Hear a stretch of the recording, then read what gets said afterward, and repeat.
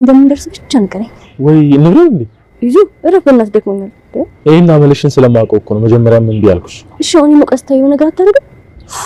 እሺ ምን አባት ይላርክ? ግራ ገባኝ እኮ። ለነገሩ ይበለኝ እጄን ያገኘሁት እንደና ተራማጅ ደግሞ ካልሄድኩ ብዬ ለሌላ ጊዜ ጥሩ ትምህርት ይሆንሻልሽ። አሁን አታስቢኝ እንጂ ከዚህ በኋላማ አይደለም በእግሬ በፕሌን ራሱ አልመጣም። እርግጠኛ ነሽ? ቀላል እርግጠኛ ነኝ። እሺ ቶሎ በሉ እንሂድ። ምንድነው ሰውዬ እስካሁን ያረፈልክ እንኳን አልመሰለህም? አሁን የምንጨቃጨቅበት ሰዓት የለንም። በቃ እንሂድ። የት እንዳሉ አጠራችሁ? እኔ እኮ ስራዬን በስርዓት የምሰራ ሰው ነኝ። እንደማንም እየተጎተትኩ አልመጣም። ኧረ እንደማንም? አዎ እንደማንም። አንቺ ሴትዮ ለምንድነው ዛሬ አፍሽን ማዘጊው? ለምንድን ነው አፌን የምዘጋው? እሺ አትስኪ፣ ዋጋሽን ይሰጥልኛል። ይኸውልህ ስማኝ ብቻ ገና ልትመታኝ ስትል ራሴን ስቼ ወድቅልሃለሁ። ጫፌን እንዳትነካኝ። እሺ እየቀለድኩ አይደለም፣ እንዳትነካኝ። እሺ ምን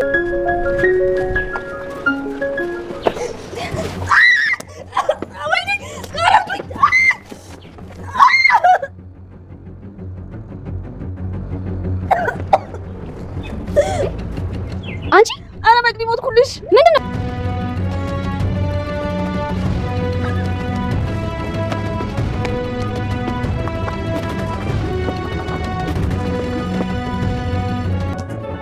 አንተ ያማል ለምን ወደ ኋላ ተመለስኩ?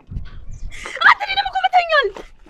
ዝም ብለሽ አትጫ። አንቺ ደግሞ ምንድነው አትጩይ? የምትለኝ መተኛል እኮ ቡቻ። ለምንድን ነው የተመለስከው? ያማል እንዴ ሰውዬ? ቆይ እዛ ሜዳ ላይ ብቻውን ጥያት እንዳ ምን አገባ? አርፈህ ስራ ነው ስራ።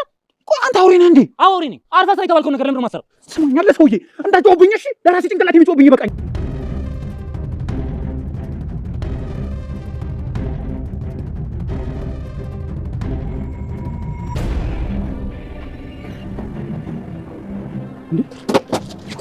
ትንሿ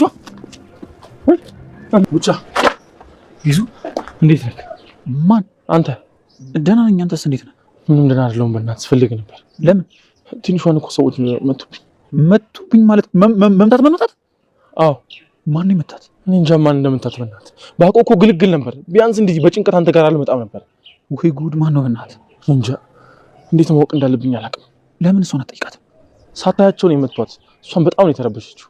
ቆይ ደግሞ እሷ ለምን በዛ ሰዓት ወጣች? ምን?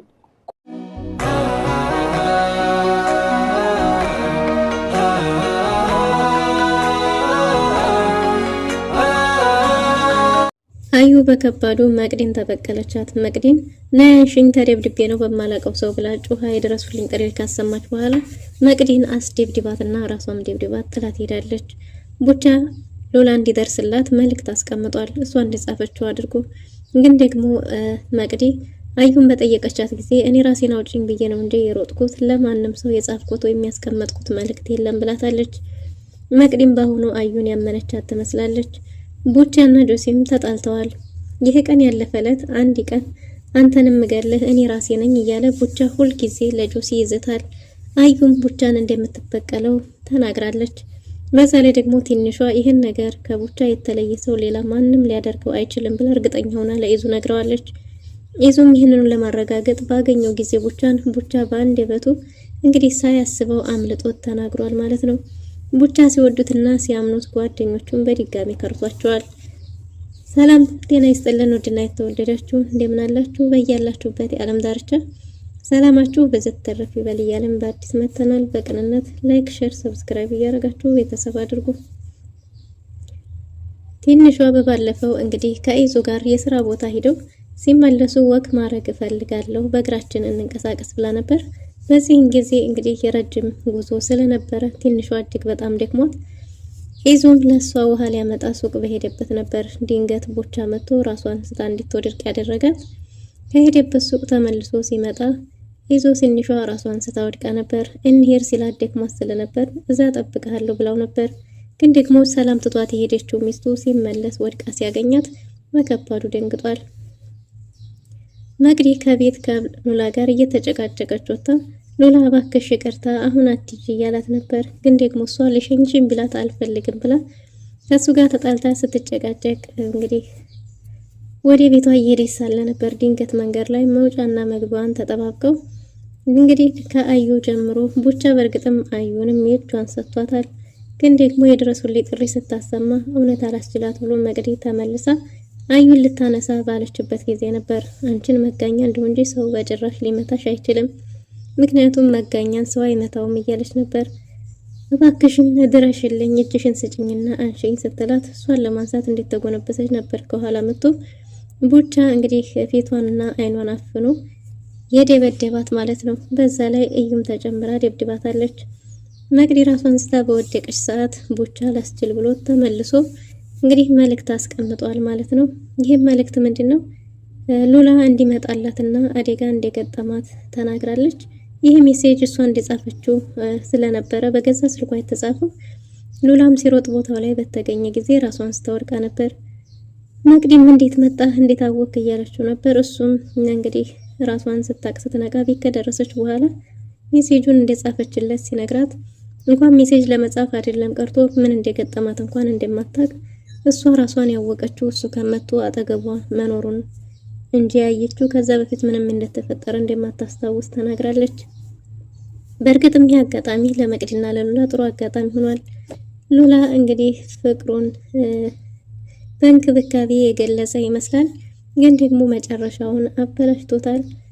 መቅዲ ለረጅም ሰዓት እረፍት ካደረገች በኋላ ወደ ቤቷ ለመሄድ ብታስብም በዚህ ሁኔታ ላይ መሆነች ወደ ቤትሽ አትሄጂም እዚሁ ታድሪያለሽ ብሎ እንግዲህ አጠገቧ ሆኖ አይኗን ሲጠብቅ አድሮ በስተመጨረሻም በጧቱ ነገሩን መልሶ አበላሽቶታል። አይቡቻ ሉላ ማለቴ እና ሉላ እንግዲህ በህልምሽ ስትቃዥ ነው የመጣሁት እንጂ እኔ መኝታ ቤቴ ነበር የተኛሁት ብሏል።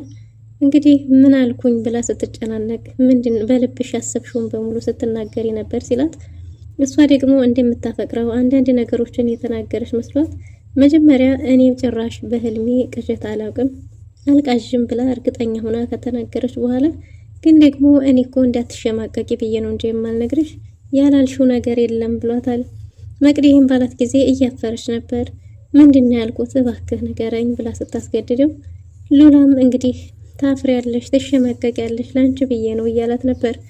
መቅዲ ይሄን ጊዜ የበለጠ ለማወቅ ጓጉታለች እና በስተመጨረሻም አያሉ ላጀሉ ምን ቢላት ጥሩ ነው ያረቦኛል ነው ያልሽው ሲላት እሷ ስንት ነገር ያሰበችው የተጨነቀችው እያለ እሱ ይሄንን ሲላት ሌላ የምታስቢው አለ እንዴ እንደዛ ነው ያልሽኝ ያላት ጊዜ በዚህ የተነሳ ተናዳ ቁርሱም ሳይሰራም ሳትበላው ተናዳ ከቤት ወጣ ሄዳለች ማለት ነው። ሉላ በራሱ ተናዷል። በራሱ እጅግ በጣም አዝኗል። አሁንም በድጋሚ አስቀየምኳት እኔ ምን አሰብ እናም ሉላ እጅግ በጣም አዝኗል። ራሱ ባደረገውም ተጸጽቷል። ሌላ ሰው ቢያደርገው ኖሮ ምን ሊያረግ እንደሚችል ራሱ ግራ ገብቶታል። አይ ሉላ ምን አይነት ድድብ ነህ፣ በዚህ ልክ መቅዲን አቃጥለህ ልደፋት ነው እያለ ነበር። እናም እንግዲህ አቤል ምን ሆነህ ነው ደግሞ ዛሬ ብቻህን የምታወራው ባለው ጊዜ መቅዲን አቃጥዬ ልደፋት ነው ሲል ይሄንን ፍሩልኝ በዝርዝር መቀጨት አላለም አለ። እንዴ እሷንማ እንደዚህ ካደረካት ታዲያ እኔማ ምን ልሆን ነው? በዚህ ሁኔታማ እኔ ዘሩ ቀለጠ አብቅቶልኛል ብሎ እንግዲህ አቤል በጣም አዝኗል። ለራሱ ያዘነው ለራሱ ነው ለመቅዲ አይደለም። እንደማ አረካት ባለው ጊዜ ያረጋትን ሲነግረው አቤልም በጣም ተናዶበታል። ሉላ እንግዲህ ፍቅር ያጃጅላል መሰለኝ እጅግ በጣም ተጃጅሎ አጀን መጀን ቅጣምባሩ ጠፍቷል ማለት ነው። አይ ሉላ ያን የመሰለ ጀንታላው ልጅ አሁን መላድን ብርብሩ መላቅጡ የሚያዘው የሚጥለው ጠፍቶት እንግዲህ መቅዲንም በድጋሚ አስደብሮ ከቤቷ አስወጥቷታል። መቅዲም እየተበሳጨች እየተንጨራጨረች ወደ ቤቷ ስትሄድ መንገድ ላይ ጆሲን አግኝተዋለች። መቅዲንም እንግዲህ ፍቅር ማሰቢዋን ያዘባት መሰል እንጂ እንደሚበቀላት ጆሲ መንገድ ላይ አስጠንቅቋት ነበር። አለቃችሁ ምሰራላችኋለሁ እያለ እየፎከረ ነበር። ግን መቅዲዬ ያቺ ፈጣኗ ጅርቷ ቡቻ ከሌለ በኋላ የሷም ቾቻ ከጠፋ በኋላ የሷንም ፍጥነት ይዞ ጠፋ መሰለኝ። እንግዲህ መቅዲ በከባዱ ተደብድባለች። የሷ አልበቃ ብሎ እንግዲህ ሁለተኛ ዙሩ ተራው የትንሿ ሆኗል ማለት ነው። ትንሿም እንደዛ በሆነች ጊዜ ትንሿ እንኳን አልተጎዳችም። ግን ደግሞ ቡቻ እጅግ በጣም የሚያሳዝነው የበላበትን እጅ ነካሽ መሆኑ ነው። ምክንያቱም ለሱ ብሎ እንግዲህ እጁ ላይ እንኳን ሳይኖረው ተበድሮ የእውነት እናቱ የታመመች መስሎት የሚያግዘውን የልብ ወዳጁን አይዞህ እናትህ ትድንልሃለች እኛ እያለን ያንተ እናት ምንም አትሆንም እናሳክምልሃለን እያሉት ስንት ነገር እየተባለለት እየታሰበለት እሱ በራሱ መንገድ ነገሮችን ሁሉ ብልሽሽታቸውን አጥቷቸዋል። ከዚህ በፊት በተመለከተችው የቡቻ ሁኔታ እንግዲህ አስተዋይዋ ትንሿ እኔ ይሄ ነገር ደስ አላለኝም፣ ይሄን ነገር በእኛ ላይ እያደረገ ያለው ቡቻ ነው ብላ ነበር። ቡቻ ኧረ በጭራሽ ይሄን ሊያረግ አይችልም ብሎ ነበር ኢዙ። ግን ደግሞ እስቲ ያስበው ሁኔታዎቹን ብላለች ወደ ራሷ ስትመለስ። እውነትም ግጥጥሞሹ ከሱ ውጭ ማንም ሰው እንደማያደርገው ይጠቁም ነበር ማለት ነው። እንግዲህ ካሌብም መለሉን መከታተሉን አላቆምም። መለሉ ከዚህ በኋላ በመንገዴ ላይ እንዳትቆም ብለው ነበር። እሱም ደግሞ አንቺን የማየት ሱስ ስላለብኝ በጭራሽ በዚህ እንኳን ቃል ልገባልሽ አልችልም። ሁልጊዜ እየመጣው እሳለምሻለሁ፣ አይሻለሁ የኔ መለሉ፣ በጭራሽ እኔን የመሰለ አንቺም ጥቁር አሜሪካዊ በጭራሽ ልታገኛች፣ ለአንቺም እድልሽ ሎቶሪሽ ነኝና እኔም ሁልጊዜ እየመጣው እሽታሽን እስከማገኝ ከፊት ለፊትሽ መቆሜን እቀጥላለሁ ብሏል በጉልበት በፈጣጣው። ኤደንም ከማይክ ጋር ያላት ግንኙነት ማይክ ለምንም ነገር ግድ እንደሌለውና ምንም ቦታ እንዳልሰጣት ተናግራለች። ይህ ደግሞ የበለጠ እልሆን እየጨመረ እንግዲህ ያው ፉክክሩ ይቀጥላል ማለት ነው። ግን ደግሞ ሁለቱም ፎክረዋል። እኔ በጀም እኔ ቀድማለሁ የሚለው ማን አሸንፎ ዲል እንደሚያደርግ የማንኛቸው እንደሚያሸንፉ አይታወቅም። ግን ደግሞ ካሌብና ኤደንም የዕለት ተዕለት ስራቸውን አጣጥፈውታል። ቃላቶችን እያሽሞረሞሩና እያሳመሩ እንግዲህ የምንድን ነው የሚባለው የጠቀሳውን የጠቀሻውን አላቅም። ብቻ ግን መለሉ አምራለች።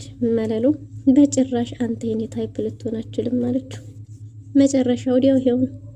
በሌላ በኩል ቡቻና ጆሲ ተጣልተዋል። ቡቻና ጆሲ የተጣሉት ምንድነው? ቡቻ መቅዲን ከመታ በኋላ ተመልሶ መልእክት ሊያስቀምጥ በሄደበት ጊዜ እንዴት ወደ ኋላ ትመለሳለህ ወደ ፈጥ መሮጥ ሲገባህ ብሎ ተጣልተዋል። ጆሲን እንዴ ልጅቱ እዛ ጠራ ሜዳ ላይ ብትሞትስ ብሎ ተናግሯል። ብትሞትስ አንተ ምን አገባ? ስራችን እንዴት ታበላሻለህ? እንዴት እንደዚህ ታረጋለህ? እያለው ነው። የራሴን የጭንቅላቴን ጩኸት ማስተናገድ ያልቻልኩም እንኳን አንተ ተጨምረህ ብሎ ጆሲን ጉሮሮውን አንቆ ሊገለው ነበር። ይሄ ቀን ይለፍና አንተን ከኔ ውጭ ሌላ ሰው ማንም ሊያጠፋህ አይችልም እያለ ነው። አዩም የቡቻን ጉሮሮ አንቃለች።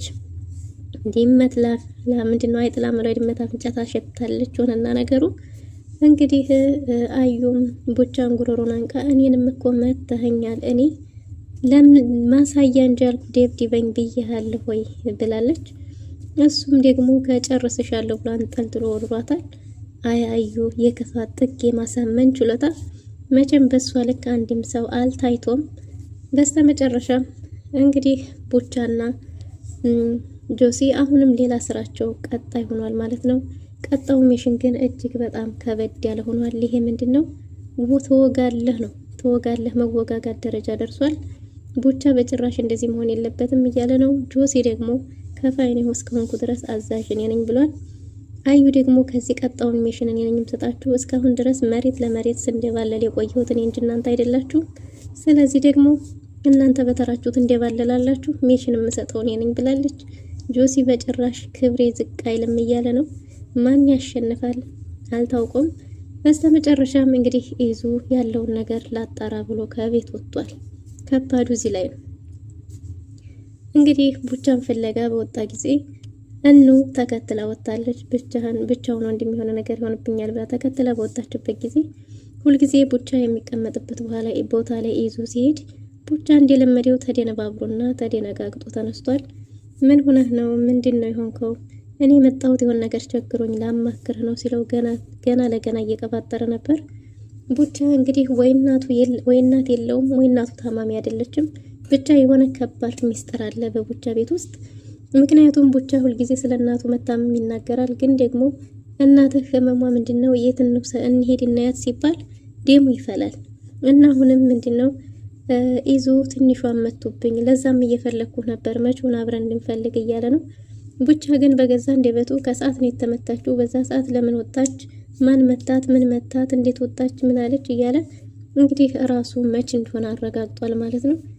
ኢዙም አሁን እኮ ነው የፈለኩ አንተን አብረን እንድታፈላልገኝ ነበር ሲል እናቴ ታማብኛለች፣ ወደ እናቴ መሄድ አለብኝ ብሏል።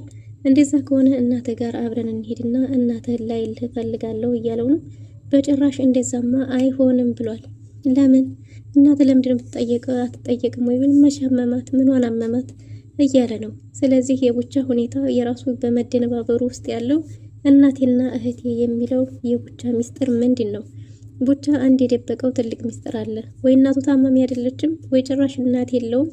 የሆነ የተደበቀ ትልቅ ማንነት፣ ትልቅ ሚስጥር እንዳለው ከሁኔታው ይናገራል ማለት ነው። ሌላ ጊዜ እንጂ በጭራሽ ዛሬ ሄደናና አታያትም ብሎ እንግዲህ ረግጦት ሄዷል። ኢዙ ተናዶ እዛው በቆመበት እኑ ስትመጣ አንቺ ደግሞ እዚህ ምን ልታረጊ ትመጫለሽ? ነገሩ እንደምታስቢው ቀላል ይመስልሻል እንዴ ብሎ እሷ ላይ ጮህባታል። እሷም ነገሩ ቢቀልም ቢከብድም እሱ ግድ አይሰጠኝም፣ አንተን ብቻህን ግን አልለቅህም እያለች ነው። ቡቻ ግን ትንሹ ያለችው ነገር እውነት ሳይሆን አይቀርም። ይኸውና ጥሎኝ ሄደ እያለ ነው ኢዙ። ይህ ነገር እንግዲህ ምን አይነት እልባት ሊገኝለት ይችላል? ቀጣይስ የሚወጋ ተረኛ ማን ሊሆን ነው የሚለውን በቀጣይ ክፍል ይዘን እንመጣለን። ለዛሬ የነበረን ቆይታ ይመስል ነበር። መልካም ጊዜ